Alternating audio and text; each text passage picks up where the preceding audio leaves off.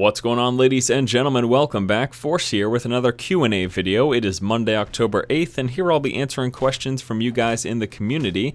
And before we get started, I just want to let you know that the gameplay in the background is Smite. I'm sure most of you knew that. I was owning it up earlier today with Arachna, the melee DPS. This game was hilarious, how one-sided it was. Pretty funny, so hope you guys enjoy the gameplay. But let's get into the questions for today. Also, I want to let you know if you have a question that you would like answered in a future video, please be sure to just leave that in the comment section below. Alright, our first question for today is coming from Shell DC, who asks, "Hey Force, I just purchased the Blue Yeti microphone via your recommendation. However, I'm getting a very distinct humming sound, which I'm guessing is coming from my laptop fan. How do I go about removing this?"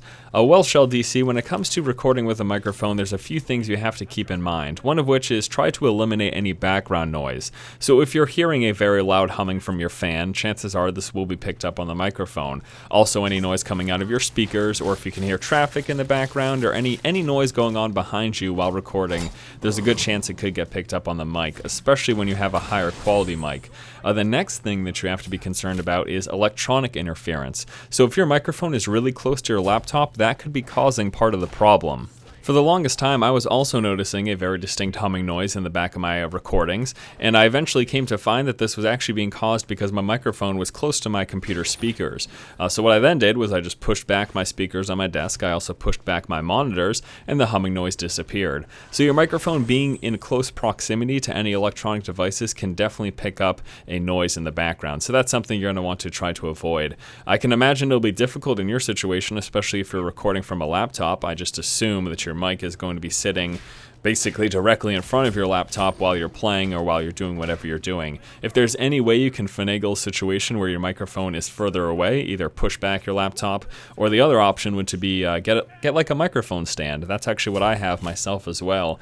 You're going to want to purchase a nice and sturdy stand because something like the Blue Yeti is actually a pretty heavy microphone, and you want to make sure whatever stand that you end up buying is going to be able to support that. You can get stands at places like Best Buy, any sort of like electronic retailer, or also if you go to like a music shop, because of course, just think about, you look at musicians, they obviously use microphone stands, and you can use that same sort of thing to try to get yourself in a better situation where you're not picking up on any electronic signal. Alright, our next question for today is coming from Guards Hero, who asks, "You mentioned you want to build your brand. Besides building your brand, family, girlfriend, and keeping in shape, what other future life goals or projects do you have planned or in mind? If any, what steps you're taking to accomplish them?" That's a pretty interesting question. So besides, working on my YouTube career and doing my website and spending time with family and friends and all of that, other life goals or aspirations that I have, this is going to come off as super cheesy because everyone says this, but traveling is something I'd like to be able to do more of, and I think that having the freedom of being my own boss definitely allows me, a better chance to do something like that. So being able to visit places, all the staples like Europe, I'd like to visit Africa and Australia and places like that. China, I'm a huge fan of the Oriental, so anything Eastern I'd love to visit, like China and Japan and stuff like that. So all those things that are definitely on my to-do list, or my bucket list as it were. But besides that basic thing that you're going to hear the same answer from pretty much everyone, which is traveling, I also have a few shorter term goals, such as triathlon. That's something that I'd really like to do. I remember even watching things like the Eco Challenge and thinking that would be super cool. Now, I don't know that I could take the time off to do something as intense as like a multi-country sort of escapade or whatever those eco challenges exactly entail. I know that they take up quite a lot of time, but that kind of stuff I'm actually really, really interested. I think at the very least doing like triathlons or Ironmans, that's something that I'd like to do. So getting ready for that or preparing for that, that's just going to come down to making sure I'm getting my butt in the gym and getting in shape, and doing a lot of cardio stuff as well, because that's definitely very important when it comes to that. In terms of getting ready for traveling and stuff, I don't know. I guess it's just about making sure that you can have a steady source of income while you're away from home. That's something that I can sort of do with my job, especially if I get a really strong laptop. I can still actually do a little bit of work while traveling. So that's something that I'm really looking forward to. And then also, I guess a little midterm goals would be raising a family. That's something that's important to me. I'd love to have kids sometime in the future. I don't know when exactly that's going to happen, maybe in the next 5 or 10 years. it's probably most likely sometime after I'm 30. Just turned 27. If you didn't know, it was my birthday last week, so happy birthday to me. So I guess those are a few of my immediate goals. Honestly, I'm happy with what I'm doing right now, and spending time with the people I love, as I always mention, pretty much every one of these Q&As. That's enough to keep me satisfied and happy in my life. Next question is coming from Gakiyaru. Can't pronounce that, I apologize. So I do video game vids just like you do, but I'm constantly running into the problem of videos that I make not being monetized due to copyright. Does this happen to you too, or do you have some way around it? Well, this is something very important for you to know if you do plan to make videos covering games on YouTube and you want to monetize them. You're going to have to be a part of one of those gaming networks that I've mentioned in the past. Now, just as a recap, these networks, some of the larger ones are Machinima and the Game Station and IGN. Also, Curse has a network as well. These networks allow you to monetize gaming content that otherwise you would run into copyright issues with. If you're not a part of one of these networks, then chances are you're not going to be able to cover video games. And you might say, hey Force, I know some bigger channels, I don't think they're part of a network. They are. In fact, even someone as big as Tobuscus, as far as I'm aware, he's actually a part of Machinima now. He doesn't do any coverage on the Machinima channels or anything, and I don't think he has a Machinima logo anywhere on any of his YouTube channels, but I am pretty positive that he is a part of Machinima. He is one of the because he does gaming coverage. He's got a channel where he plays games and talks about it. And so to do that and to not run into copyright issues, again, you are going to have to be a part of one of these larger networks that basically goes through the process themselves of getting all the necessary materials to avoid copyright infringement. They basically get in touch with all of these game companies or the publishers or the developers and say, hey, anyone underneath our network, we have a deal where they can produce content and you won't strike them for copyright issues. And that's essentially how it works at the most basic level. So yeah, you're going to want to get in touch with someone like Machinima, the Game Station, IGN, or Curse on YouTube and see if you can be a part of their network. And that's how gaming coverage, making money off of gaming coverage on YouTube works. All right, the next question here is coming from the Brian Piano, who asks, hey Force, you talk about how much D3 content you made before release, which was actually how I got drawn to watching your content. I agree that why you stopped playing Diablo 3, and I stopped for much of the same reasons, but with their 1.4 update, they have added some cool things. Do you plan to start playing the game again if they fix some of the issues with the game? You know, it's really tough to say, and I don't know that I even feel the urge to go back to Diablo 3. You know, again, not because I think it's a terrible game, but because I think I maybe have had my fill. The one caveat to that will be with the PvP patch. I think that once PvP comes out, there's definitely a good chance that I'll go back and revisit the game, and we'll have to see at that point, you know, how good the PvP system is and how much that it's going to spark my interest. And, you know, I just have to say this again. I got a good 100 hours out of Diablo 3. I don't see, like, that's $60, over 100 hours of gameplay. I am satisfied with that purchase. I am satisfied with that experience of the game. Besides my 5+ years with World of Warcraft, most video games don't provide me nearly that many hours of entertainment. I usually spend anywhere between like $30 and $60, depending on if it's a downloadable title or if it's a retail box, and I usually get, I don't know, 15, 20 hours at most. Lots of games between 6 and 8 hours. So to get 100 hours out of Diablo 3 after spending $60, that was fine with me. Like, I am not disgruntled looking at my experience with Diablo 3. I got plenty of entertainment for what I spent on it.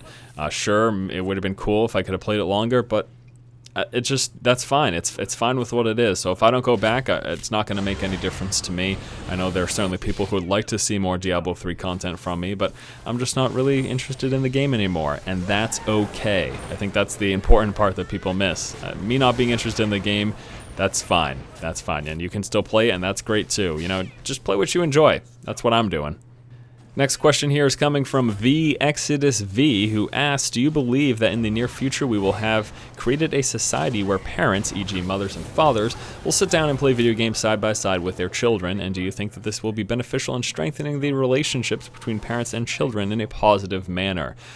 Sure. I mean, I think that this generation, especially my generation, anyone in their mid to late 20s, grew up with video games, and it's not You know, it's not crazy to think that we're also going to be doing this with our children. Now, does this mean that this is all I want my children to do? Absolutely not.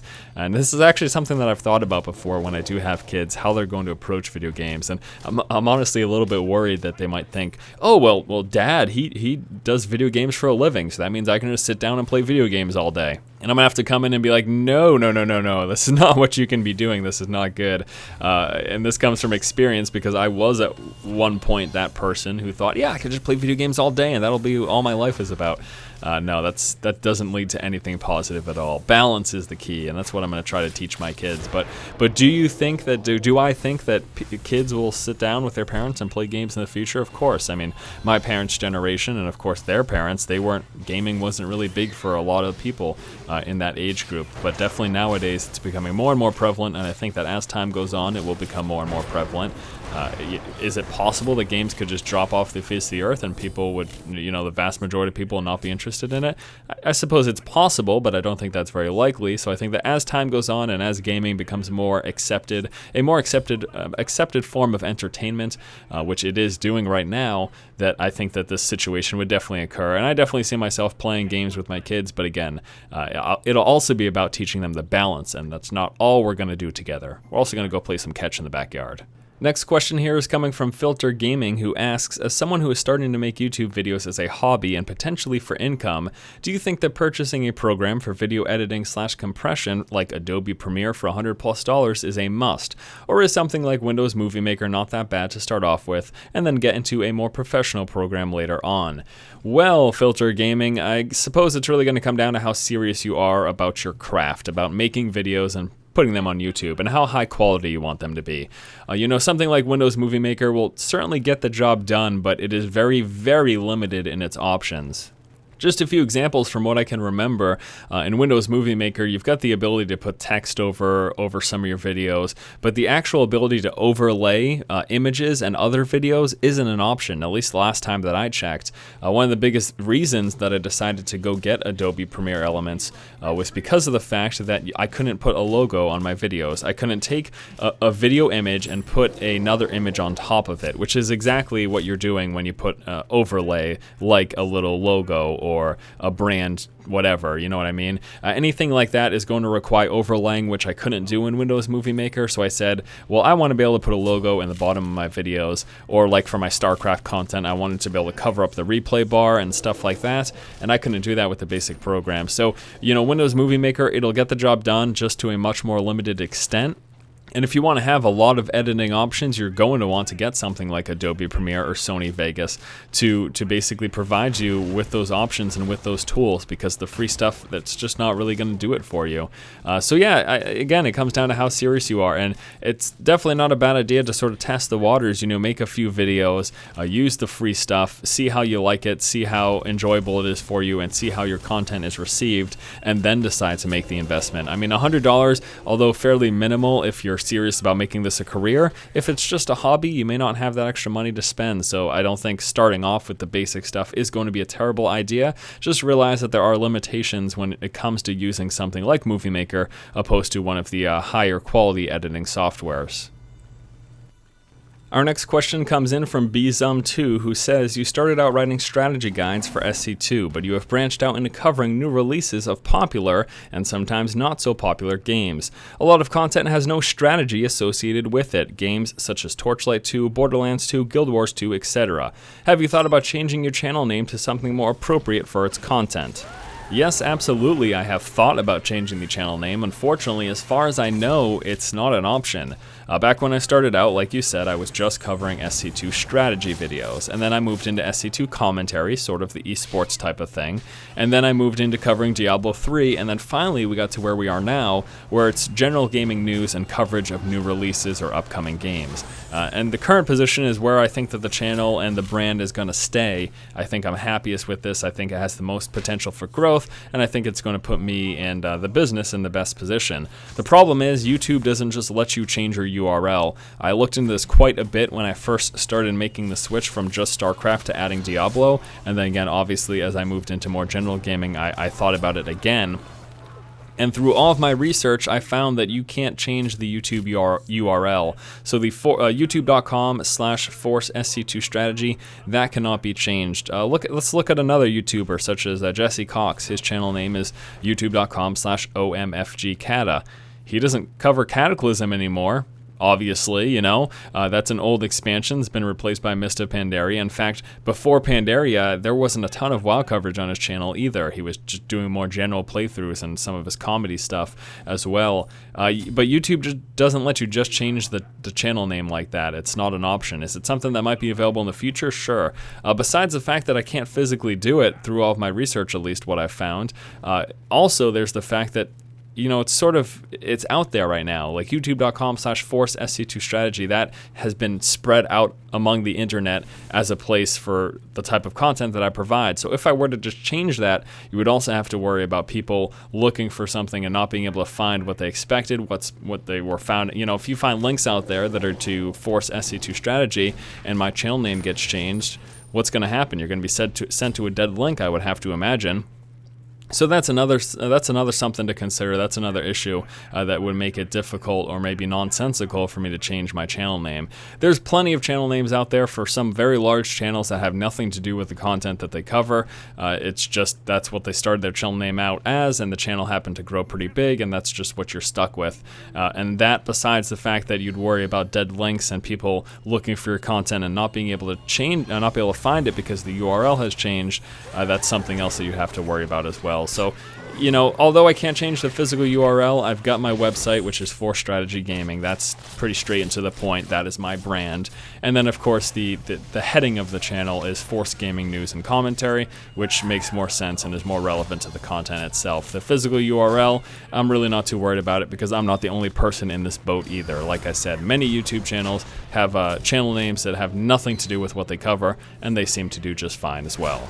And our final question for today is coming from Lord2Doro, who says, I want to ask how your parents reacted/accepted when you said you're going to make video games and get paid, and if it's possible, how your girlfriend accepted it. Well, just a quick clarification, I don't make video games, I just make videos about video games, and I just cover video games, but I'm assuming that's what you meant. Well, you know, at first my parents were actually a bit apprehensive when I talked to them about what my new career plan was, what my new path was. When you try to explain the fact that you're going to be making video game videos and putting them on YouTube and getting paid for it, it doesn't sound real. You know, it doesn't sound like a professional career. I think the better thing to say would have been like, oh yeah, I've got this channel, sort of like a television channel on the internet, and I produce content for it. I produce shows and stuff like that. I think that's more adult sounding. But yeah, at first they were a bit apprehensive, not because it sounds sketchy so much, but also because of my history with gaming. You know, in my parents' eyes, gaming unfortunately has a very negative connotation just because of the sort of consequences that I suffered as a result of over-gaming, playing video games too much. Specifically, the World of Warcraft caused a lot of issues with me doing things that I needed to do, such as my schooling and such as taking care of myself and just being present in the real world, basically. You know, I definitely had an issue with that particular game, and I think that put a sour taste in the mouth of my parents when it comes to video games.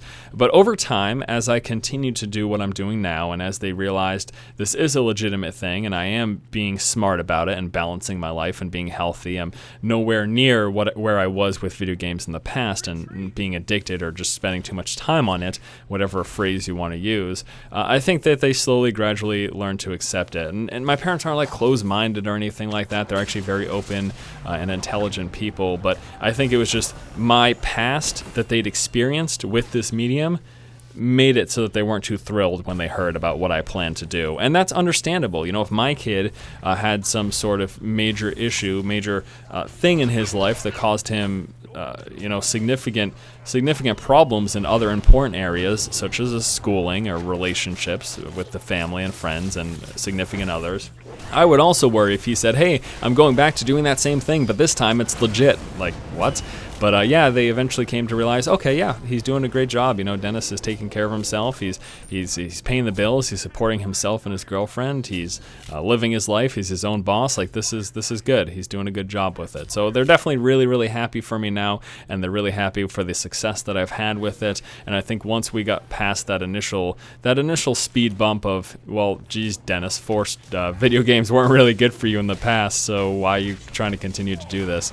I think they realize that I sort of have a handle on things now, and I'm approaching it a little bit differently. I think also, too, it's important to realize, and I don't know, you know, I have talked with them about this in the past, but my issue in the past wasn't so much the games itself. It's not like games were causing me to not do well in school or not pay attention to the stuff going on in my life besides video games. It was more of me not being happy with my current life situation and trying to sort of escape that, and that's a problem. That was a problem, and that was not the best way to handle it. Now, it doesn't make it any better, but, you know, I could have also turned to, like, drugs and alcohol.